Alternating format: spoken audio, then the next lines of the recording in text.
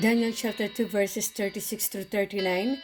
This is the dream, and we will tell the interpretation thereof before the king. You, O king, are a king of kings, for the God of heaven has given you a kingdom, power, and strength, and glory.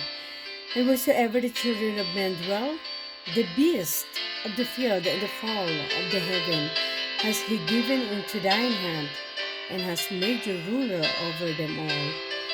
You are this head of gold, and after you shall arise another kingdom inferior to you, and another third kingdom of brass, which shall bear rule over all the earth. Now Daniel gives the interpretation.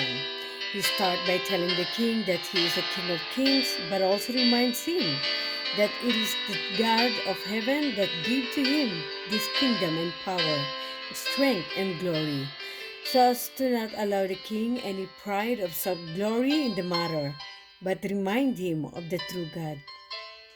Babylon taught itself about retribution and trusted in their spiritual leaders, but they were being led astray by them. Isaiah 47 verses 7 to 8 and 13. Babylon should not have been glorying in its own wisdom, but glorying in the fact that they were given an understanding of and a knowledge of the true God. Jeremiah chapter 9, verses 23 through 24.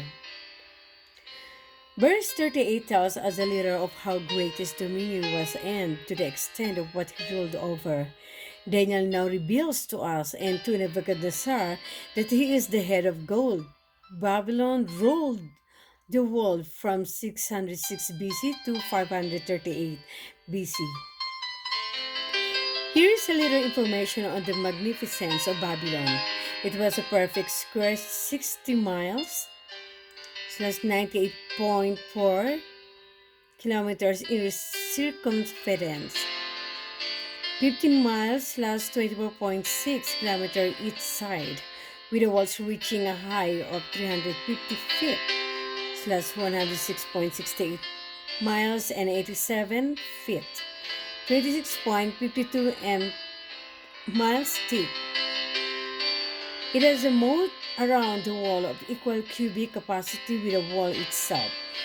Its street was 15 miles, 24.6 kilometers long, at a width of 150 feet, 45.72 meters.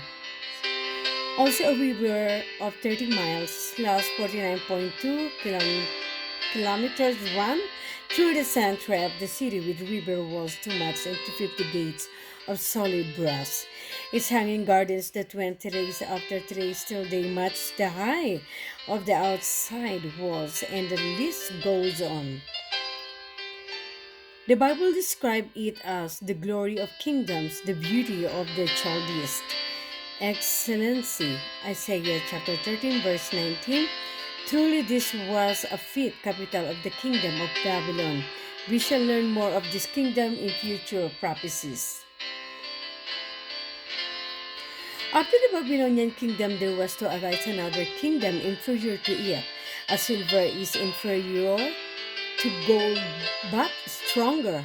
But from chapter 8 and verse 20 and chapter 5 verses 28 through 31, we see that it was the Medes and Persian that took over the Babylonian kingdom in 538 BC under the rulership of Darius, that made it 5.31.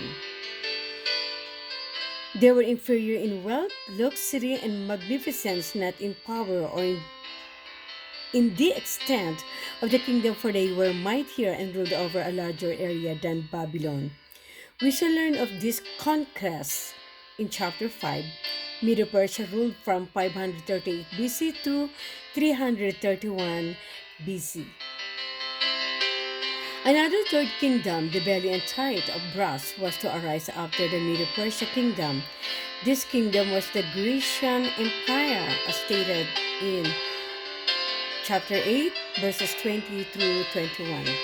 The final deciding battle was at Arbela, 331 BC, between Alexander the Great and Darius Codomanus, the last of the line of the old Persian kings. Alexander and his Grecian army were outnumbered 20 to 1 by the Persians, but Alexander was entirely victorious, with Darius being killed by his own men when refusing to make a more hasty retreat. Alexander now became absolute lord of the Persian Empire, to a greater extent than any of the Persian kings before him. The Bible says that this kingdom was to bear rule over all the earth. The Grecian kingdom did, for it ruled from Greece across to the borders of India and down to Egypt. We shall learn more of this power as we look at others' prophecies. Greece ruled from 331 BC to 168 BC.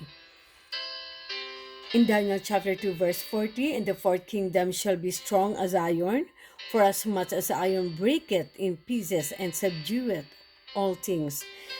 And as iron that breaketh all this shall it break in pieces and bruise." Here we find the fourth kingdom introduced. It was to be as strong as iron, for iron breaks and subdues all things and would break all the other metals before it. It will break them in pieces and bruise. This Rome did. It conquered Greece and subdued all things and broke nations and bruised them. It was always victorious in war and made its way to the Euphrates.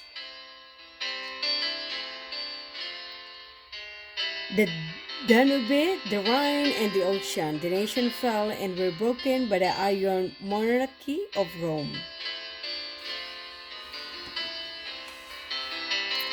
The Bible makes a clear statement in Luke chapter 2 verse 1 that Rome ruled the world, for you cannot tax the world unless you rule it.